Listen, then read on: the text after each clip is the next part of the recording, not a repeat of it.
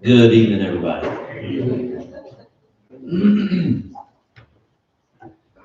All right, glad you're here. Glad you could make it out, even though it's raining, kind of miserable out there. It's good to see you. I know a lot of people aren't feeling very well, so if you guys are listening online, hope you all get to feeling better. So we are in Hebrews chapter 12, correct? Yes. And I did want to give opportunity to ask any questions about chapter 11 before we get going. I know that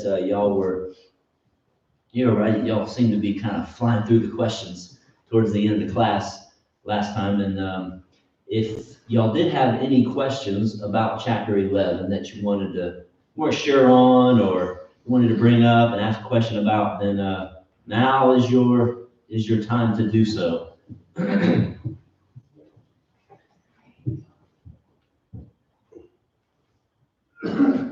I'll take that as you guys are absolutely 100% ready to go to chapter 12. All right, Hebrews chapter 12. Now, it's important to know that don't let the chapter breaks mess you up in the continuing thoughts, because there were no such things back when these letters were written, and sometimes our chapter breaks aren't in the best spots. And usually the end of the previous chapter flows right into the next one. And this is the case with chapters 11 and 12 of Hebrews. So the end of chapter 12, or 11, ties directly into verses 1 and 2 of chapter 12. Okay? And this is what it says. Therefore, and that's how you know that it's connected, right? Because what do we say? We say, when you see a therefore, you say what? Before. Yeah. What's it there for? Right? Yeah. There it is. It says, therefore, we also, since we are surrounded by so great a cloud of witnesses, let us lay aside every weight and the sin which so easily ensnares us, and let us run with endurance the race that is set before us, looking unto Jesus, the author and finisher of our faith, who for the joy that was set before him endured the cross, despising the shame, and is set down at the right hand of the throne of God. Wow, what a passage, huh? That's pretty good. Now, what's being painted for us here is the picture of if you can imagine it in your mind, this big arena. And there's like a Roman Colosseum, sort of. You can picture that. And down in the middle would be like a track, right? This is where all the athletes are. Down in the middle, you have all these spectators, rows and rows of spectators, but not just spectators. The spectators are former successful athletes themselves. And they're watching all the newcomers, so to speak, and competing, and watching the Christians competing and running in this the greatest of all long distance races. All right. So that's the kind of the picture being painted here. Got it in your mind? Good. He says we're surrounded by that so great a cloud of witnesses, all of these former athletes, spiritual athletes. And those would be who? Who is the cloud of witnesses that these Christians are surrounded by? Chapter 11. That's all the names in chapter 11, right? Okay. And so he says they're witnesses, not in the sense that they're actually in heaven somewhere watching us. I don't think that's the case. I know some writers have said that that's the case, and they're looking down on us like the angels are with interest, and things like that. I'm not so sure I go for that, but they are witnesses in the sense that their lives that we briefly just touched on in chapter 11 now serve as examples to us as what kind of faith pleases God. And if we were to ask that question, what kind of faith pleases God, we can go to chapter 11 and we can look at these people's lives and as examples to teach us that kind of faith that pleases God, right? That's chapter 11 and verse number 6, I believe it is. And he says, we also, since we let us lay aside every weight. Now, what does that mean? Well, that means that this cloud of witnesses is this is what they did. These are the three things that they did, and that these Hebrew Christians were supposed to be doing as well, and us too, of course, because this applies to us as well. So what did they do? They laid aside every weight in their lives, and they laid aside the sin which so easily can ensnare, and they ran with endurance the race that was set before them. All of them, all the way from Abel all the way down to the last ones who were severely persecuted. And so he says, we need to be doing the same thing that they did. We got to imitate them. Now, what do you think the sin which so easily ensnares us is? What is that sin that we have to lay aside? Is it a specific sin, or do you think it's just kind of sin in general? Unbelief. So you think it's specific sin? Unbelief. Which would make sense because back in chapter number 3, and this seemed to be a problem with the Hebrew Christians, right? In this letter, this sin of unbelief. Hebrews 3 verse 12, he says, beware, brethren, lest there be in any of you an evil heart of unbelief in departing from the living God. And he went on to make a point about how the past Israelites, that was their problem. They didn't enter into the promised land or enter into God's rest because of their unbelief. That's chapter 3 and verse 19.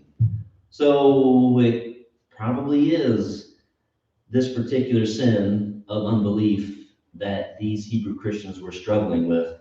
Or it could be, you might say, well, I don't know, and probably just any sin. Well, that applies too, right? Any sin that it would be, any sin is a sin that could easily ensnare us, don't you think?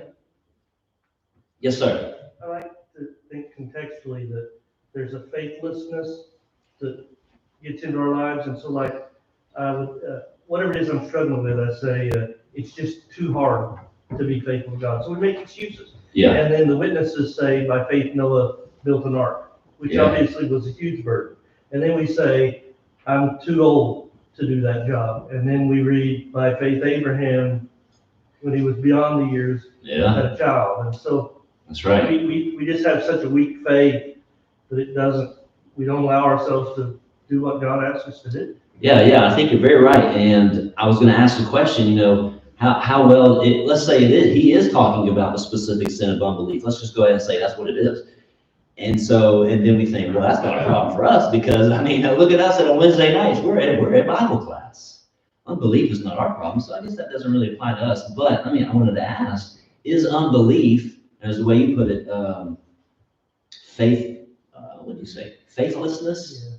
Yeah. Is that a problem in the church? Yes. Even for people who show up every time the doors are open? Afraid so. Afraid so. Yeah, I think you're right. And I think it may go differently. Not that unbelief doesn't have to be, and you were hitting on some of it, unbelief doesn't have to be well, of course I believe in. I don't have a sin of unbelief. I believe in Jesus Christ. I'm not giving that up.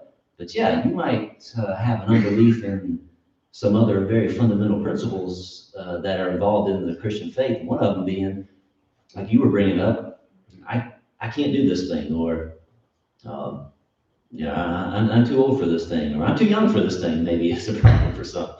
You can come to church every Sunday and Wednesday, but if you're living a double life and not living as a Christian the rest of those days, but only on Wednesday and Sunday, that's a problem. And I would say you're living in unbelief. Yeah. Yep. Absolutely. Anybody else? What do you think? Yes, sir. Well, like I said, the book's addressed to Hebrew Christians, Mm-hmm. and that was their problem. But as we talked about today, many things draw us away. And we might think we're really strong, but then sometimes I want to do other things, and it's a struggle to read the Bible. Mm-hmm. It's a struggle to go visit people. It's a struggle to pray for everybody we should do. Those things easily beset us. Yeah. Even though we know we should do it, hmm we believe, what the scripture says, that it easily besets us. Yeah, it does. It does. I think there's a lot of different things for different folks in the church too. Yeah, we want to really reiterate that coming to church, when the doors are open, is good. It is good to be in Bible class. It's good to be in worship. It's good to be around fellow saints. There's a lot of benefits just to that alone. But, and I feel like I've said this 1,000 times here, but like if we're doing it just to check the box, or some brother was telling me, this is just yesterday, he was telling me, he went and visited somewhere and he noticed a member of the church scrolling through Facebook during worship service. And like I said, are you sure it was Facebook? Maybe this is about, he's like, no. He's like, it was Facebook. Let's say it's true. I mean, and you got to know that happens. People come to services and they just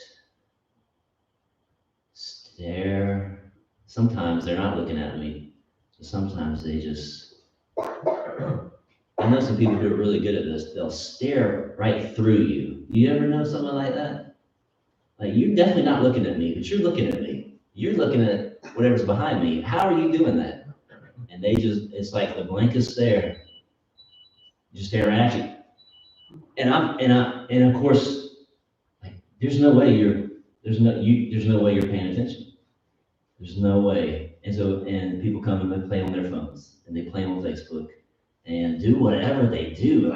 And so coming to services is actually doing nothing for you. And no wonder you go out and you have out into the world during the week and you have a really skewed view on morality, or a really skewed view on whatever else it is that it's not right, because you at least get some kind of, I guess, through the process of osmosis, something's sinking in. You're listening, you're hearing something going on from the pulpit, and we're not dumb. No one is where we can't understand, and so we get it, but it's like we only get it. We put the show on in the services, but then outside of services, like, yeah, the double life. Whoever said living the double life, you're living in unbelief, right? Anyways, so yeah, is unbelief a problem today in the church? Yes, it's a big problem, and we ought to let this, if I'm struggling in unbelief, let this study in Hebrews wake us up a little bit. And so we're to look back. So now look at verse 2. It says, looking unto Jesus. We're supposed to be kind of looking back, because they're in the past. We're looking back at these great examples of faith. We're trying to use their examples as motivators to live faithfully. But more importantly, I think in a sense that we're supposed to be looking forward, looking toward, actually, some translations say, looking unto Jesus Christ. I mean, the Old Testament, wow, great examples. Great, wonderful examples of faith. But the ultimate example is Jesus Christ, right? And this continues actually the theme of one of the themes of the book of Hebrews, which is just the word better, right? Better promises, a better covenant. And then Jesus here is really said to be actually better, as great as these heroes, of faith were. Jesus is better, is so much better. And so in a sense, because Jesus now, he now lives and he's our living Savior, we look toward him as the great example of getting through whatever it is that we're, whatever struggle is that we're facing as we run this race, right? Okay. The word author means leader, actually. So I think it's in a sense, I remember first reading this. When I first read this, I always understood like Jesus was the author, like he wrote it. He wrote our faith. And I think, that makes sense to me. But really the word actually has more of an idea of a leader. In Hebrews 2 and verse 10, the same exact word is translated captain. You might remember reading that. So we see how a captain would be a leader. And then in the book of Acts, chapter number 3 and chapter number 5, the very same word is translated prince, where I think Jesus is called in Acts 3, he's called the Prince of Peace. Right? So that's the idea there of Jesus being the author of our faith.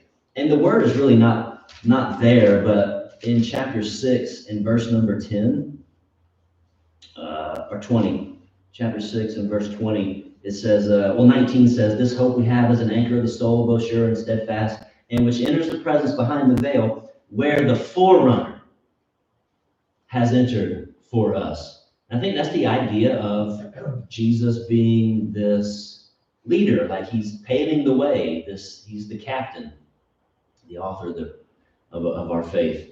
Like he was the forerunner to enter. He entered into God's presence. We are to follow after him. That makes sense. And then he's the finisher of our faith. What do you think that means? What does it mean that Jesus is the finisher of our faith? It actually says our faith, but and I'm not going to make a big deal about this, but in the Greek, it probably should read the faith, where it's referring to the system of faith, the faith that Jesus Christ brought. But what was that? What do you think that means? He's the finisher. He's the perfecter of our faith. Okay, what does that mean? Oh, okay. Finisher means perfecter. Perfecter means perfecter. All right, moving on. You should be teaching. That was genius.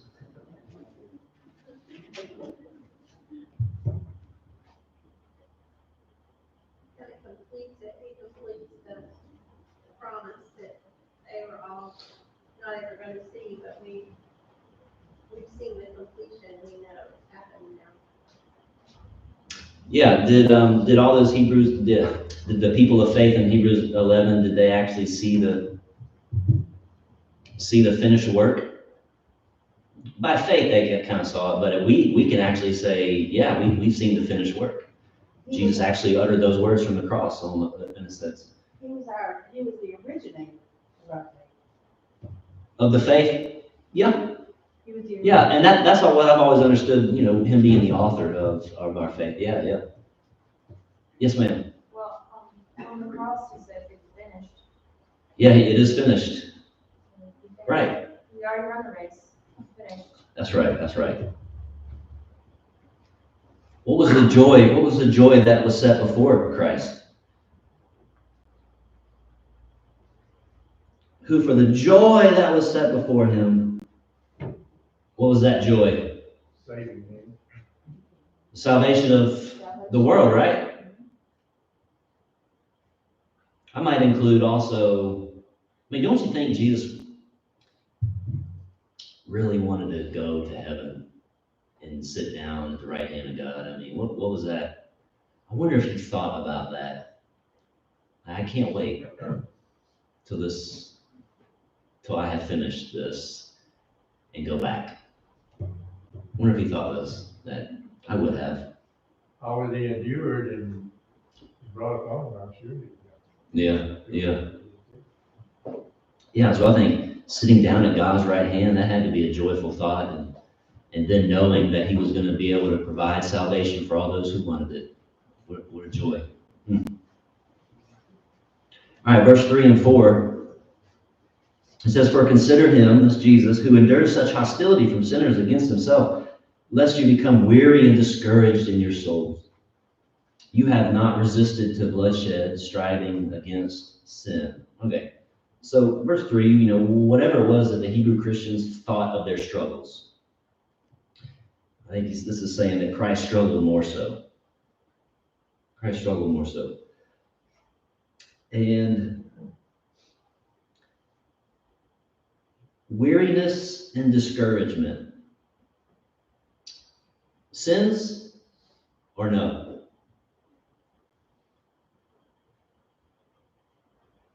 Are they sins? Weariness and discouragement? Is it sinful to be weary? Is it sinful to be discouraged?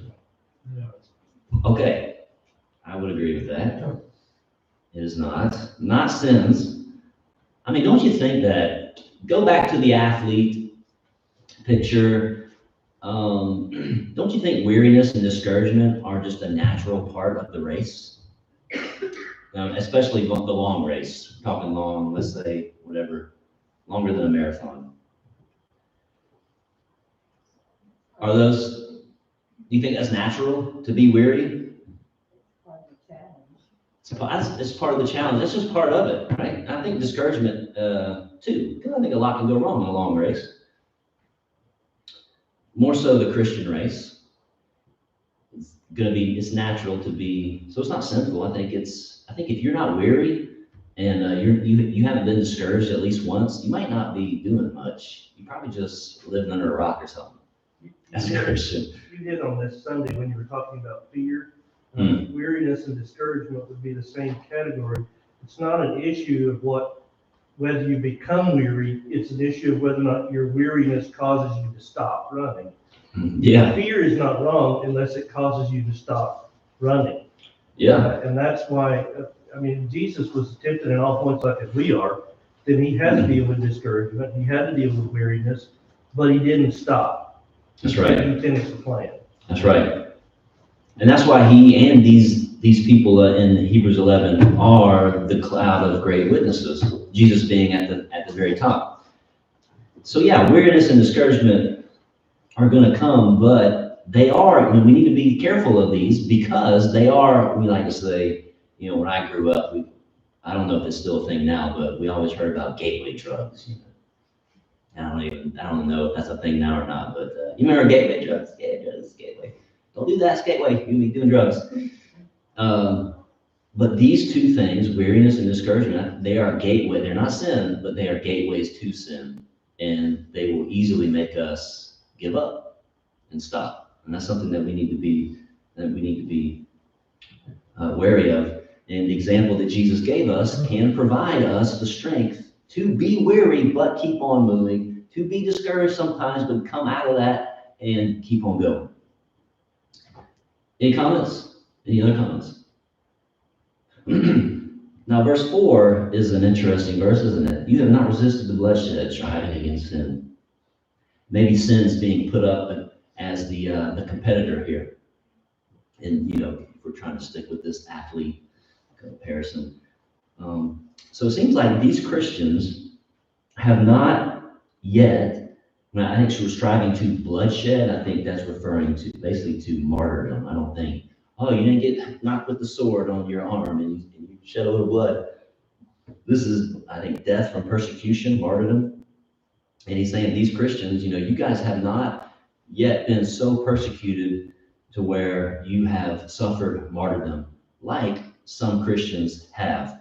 Can you name 2 Christians? Now, this is probably being written to the Jerusalem church, or very near it, because that's where you're going to have the biggest concentration of Hebrew Christians. And can you name a couple of Christians who died? Stephen was one of them. James. And then James, right? They strived against sin and they resisted all the way to bloodshed, didn't they? Yeah. And there's not one soul reading this, not one Hebrew Christian who wouldn't have known, who wouldn't have instantly been, just like you guys were, Stephen and James. And probably many other names that we don't have. And so these Hebrew Christians, but they did suffer, right? They did suffer persecution. You might remember reading in chapter 10, where it says there was a time when they did suffer a little bit. He says in 10:32, but recall the former days in which, after you were illuminated, after you obeyed the gospel, basically, you endured a great struggle with sufferings, partly while you were made a spectacle, and he said you had compassion on me of my chains, and you accepted the plundering of your goods in verse 34, and all because you knew that you had a better possession in heaven and things like this. So they did suffer through some things, just not martyrdom. And so what's the point that he's making here? maybe he's saying that in truth, you're getting weary. You got to be careful because some of you are quitting the faith. And this is one of the whole points of writing this was to stop these Hebrew Christians from going back into Judaism. The whole point of showing why Christ is so much better. But there is a point that we get to stop. We get to finally stop and we get to rest and we get to quit. We don't have to fight the good fight anymore. And when is that? It's when we die. We don't have the right.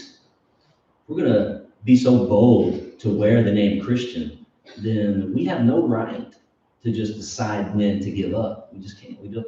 That's not the faith. That's not New Testament Christianity. Resistance to bloodshed would show a Christian, or let's say a congregation of people, to be very courageous and very unyielding and ready to stand and ready to fight at all times, right? Faithful no matter the cost. And it's obvious from this particular verse, he's saying, you guys have not done that yet. Y'all have not reached that point yet.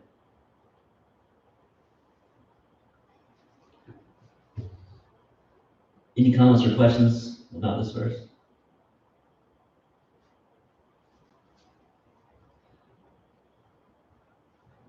Verse 5 and 6, it says, and you have forgotten the exhortation that speaks to you as sons.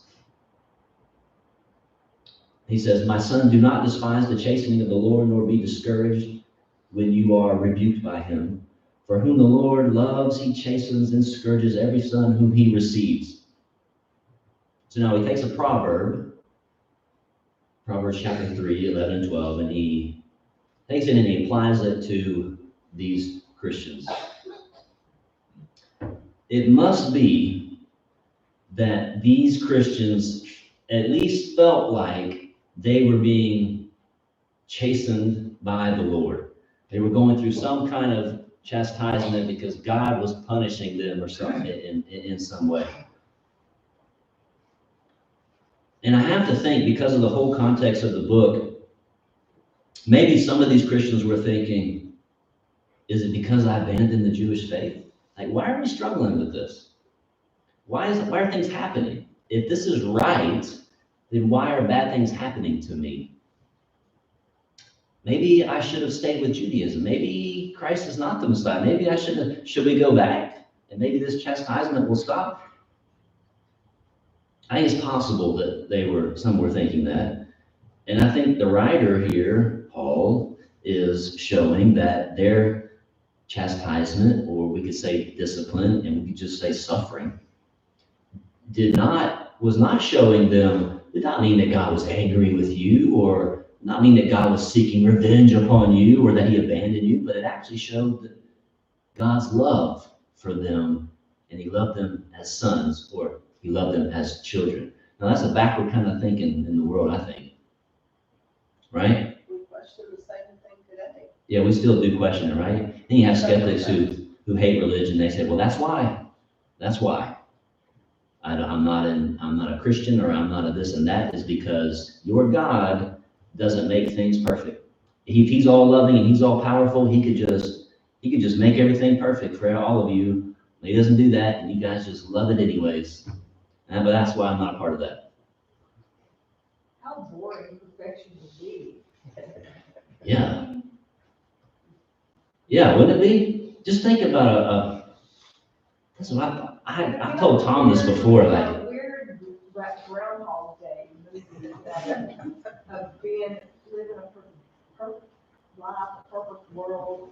yeah, Everything was perfect and nothing Yeah. bad happened. You I never mean, that would grow. be great, but you never grow. You would never grow.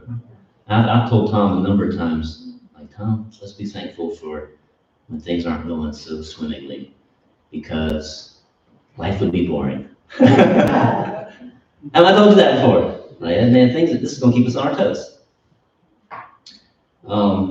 Yeah, you're right. And what does that say about heaven? If it was so great, God made the church to where everything was supposed to be so perfect, and then why all the talk about heaven? Why would I want to go to heaven if I've already got perfection here, you know? that's where perfection lies. That's where we're going to find it, and I don't believe it's going to be boring at all when we get there. Oh, no, no, Right, no, but I know, I know what you're thinking. I think it would be here in our physical life, it would be. So chastening is actually, it actually means, has the idea of educating. It's correction in the education of. That's the idea there. And God does it because he loves his children. And there's many proverbs that talk about discipline and rebuke. And one of them is Proverbs 13:24. It says, he who spares his rod blanks his son. What do you think it says? Spoils. It actually says the word, it actually says hates. But yeah, you're right. I mean, that would be right. He who spares the rod hates his son. Well, that's pretty weighty, don't you think? See, the world says, no, you hate your son if you give him the rod, if you discipline them. But the proverb goes on, but he who loves him disciplines him promptly. And I think that is perfectly describes God as well. And really God's discipline. So this is I don't know, this goes a little deeper, doesn't it? Don't you think? Because how do you feel about God's punishment? How do you feel about the idea that God's discipline on you? See, I don't necessarily think that God is striking us down and afflicting us with diseases and stuff either. I don't believe that's the case. And God's discipline doesn't necessarily demand that it ought to, there's got to be punishment. I don't think that's it at all. Well, when you're doing something, and you're a Christian, and you're doing something in your life, and it's not right. That's not right. God's going to say, hey, what's wrong with you? You know, not literally, but he's going to put. Your conscience. Yeah, your conscience. Well, I've always thought that God allows things to happen. Because he knows what's best. He set into place the life that we live in that causes consequences to any life that is different than what God calls us to live. Yeah. That, in a sense, is a chastening. Yeah, I'd say God's And then he uses somebody like you to teach us, and that's chastening. And when we don't listen to that, and we don't live that, then we face the consequences, and that's the chastening. Yeah, I think Thomas Warren was once asked, why didn't God, maybe it was Flew that asked him, why didn't God create a perfect world and to put us in? And I think Warren's response was something along the lines of, well, God, this world is perfect for the express purpose that God created it for, which was basically to get us to him, to get us to heaven. There's more to it, to Warren's answer, but I think that's right. And I think what you were hitting on some of that it's so set up to where when we stray from God's perfect will, there's going to be consequences, natural consequences that come from that. And I think it's right to say that could be labeled as the chastening of God. And I think some of these Hebrew Christians here were going through some sufferings, and because they were not living by faith, they were not looking to Jesus and trying to get through their race. They were trying to actually abandon Jesus. Well, some writers actually suggest that what the chastisement is that the Hebrew Christians were facing was actually the truth of the gospel. That like every little nugget of truth was just like, boom, a brick in the face or something. And I'm not so sure, but I mean, that kind of makes sense. But whatever the case is, the writer is suggesting that this is actually normal. This is actually normal. Let me read verse 7 and 8. It says, if you endure chastening, God deals with you as with sons. For what son is there whom a father does not chasten? But if you are without chastening, of which all have become partakers, then you are illegitimate and not sons. He's calling their minds back to their childhood, very common sense stuff, right? I think there's not too much to say about that. But the idea is that if you think you're going to go through life as a follower of Jesus Christ, and there's going to be no struggles, there's going to be no sufferings, there's not going to be any disappointments, then you can't possibly be the sons of God, the children of God. And Paul would put it like in 2 Timothy 3:12, where he says, all who desire to live godly in Christ Jesus will, what? What does it say? Will face persecution. Like, put a stamp on it, it's going to happen. One, because you're a Christian. Number two, because you live in this world that wants a different ruler than God. And God disciplines those whom he loves. Any comments or questions? I don't think this is really such a simple, and maybe I'm looking into it too much. I think this is a very deep subject, and it's difficult. I think it's difficult for people. For me, I wrestle with this back in my head of how to best understand this. God's disciplining and his chastening and why we suffer and stuff. And I think surely I can't be alone in that. In a way, the Garden of Eden was perfect. But It was God perfect. gave man freedom of choice. Gave him the choice, yeah. And Satan preyed upon that. And that same thing happens today. Right. We may be in a good situation, we may be in, our little bubble and everything's great and perfect, but we make wrong decisions. And the consequences follow. Let me try to get the next three verses here. So, verse 9 says, furthermore, we have had human fathers who corrected us, and we paid them respect. Shall we not much more readily be in subjection to the Father of spirits and live?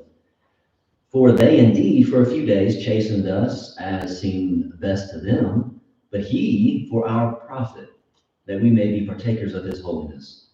Now no chastening seems to be joyful for the present, but painful. Nevertheless, afterward it yields the peaceable fruit of righteousness to those who have been trained by it.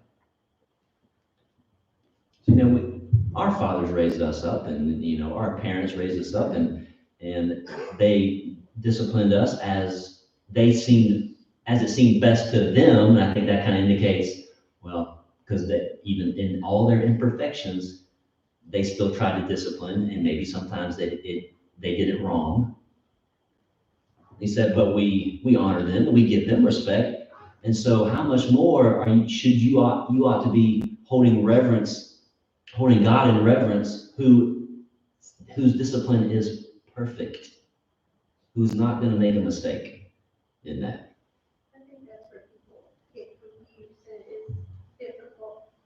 Not everything we suffer is a chastisement. And not to be looked at like this happened to me because, like, I'm thinking of Job right now.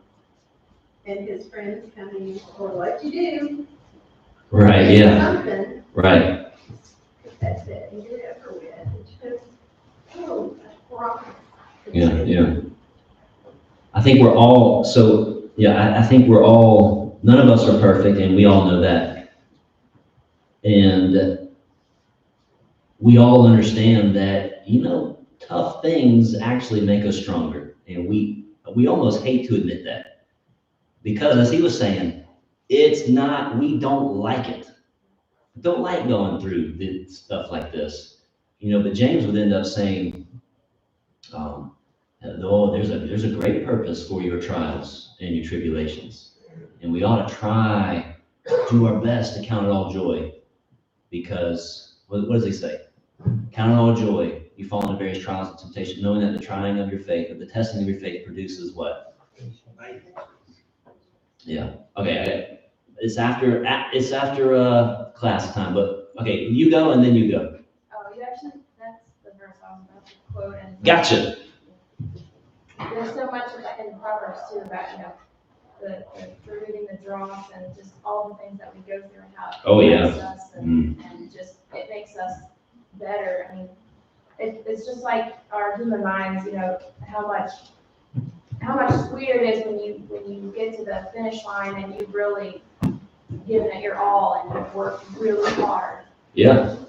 Or you've striven your entire life, you've lived a long life. I mean, I think you mentioned this recently, like how much sweeter heaven must be for someone who is baptized at age 18 and earnestly strives for the faith until they're 80. I mean, Yes. I think that's the case. Yeah. Brother Tom. You go ahead and ring the bell, and I'll make a comment while I'm coming in. This 9, 10, 11 ties into verse 8. That's where he says, if you be without chastisement, we said that God chastises because he loves us. Yeah. Then you are illegitimate. And back in the Hebrew time, at this time, if you were an illegitimate child, you had no inheritance. Yeah, you were basically like your father abandoned you. Right. So if God doesn't chastise you, you don't have any inheritance. So spiritually speaking, you don't have that book of him. Yeah, that's right.